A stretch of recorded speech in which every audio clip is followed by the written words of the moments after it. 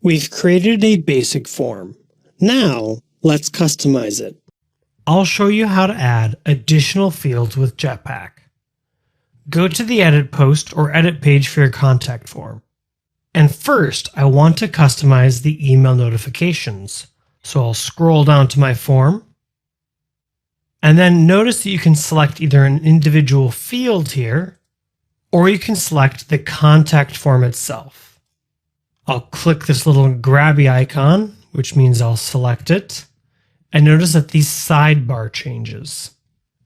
I want to notify multiple people.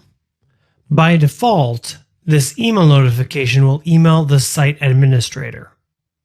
If we want to email multiple people, we can do that too. Just separate the emails with commas. Now let's change some of these fields. The first thing I want to do is remove a field. This website field is useful if your audience is bloggers, but most of your visitors don't have a website. So going back to our previous conversion principles, don't ask anything from your users that isn't essential. So I'll click on website and then I'll click delete, and that'll get rid of it. If you cater to a global audience, asking for someone's email address is perfectly fine.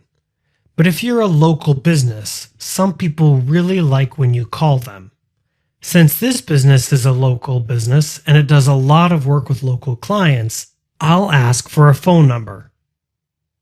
I'll hover over the ... click that, and then I can click Insert After. That'll let me insert any block I want after this. I'll click the plus symbol to add a block.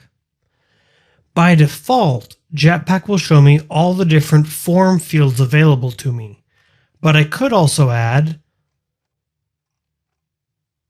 common blocks like paragraphs, heading, images, quotes, etc. Let's scroll back up, and the one I want right now is telephone, so I'll click that. And if I hover over this field, I can see there's the up arrow, the down arrow, and this little grabbable icon. We also have the required icon over here on the right, so if we really need this telephone number, we can turn that on. And right now, I'm pretty happy with this phone field. The last thing I want to do to this form is to require a message field. Why would someone send in a name and an email address but no message? If they did, it's probably a mistake. So let's make this a required field. I'll click the little grabbable icon and then click the checkbox next to required. There's one more thing that we should touch on while we're here, and that's changing the submit button. As we discussed earlier in this course, you always want to have a descriptive button text, and by default, it's set to submit. Let's change this to, I'll just click into it, get in touch. That's a bit more personal. And notice that we automatically selected the button element, and over here on the right, we can select a button color.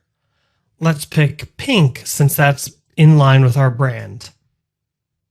You may see different colors here depending on your theme.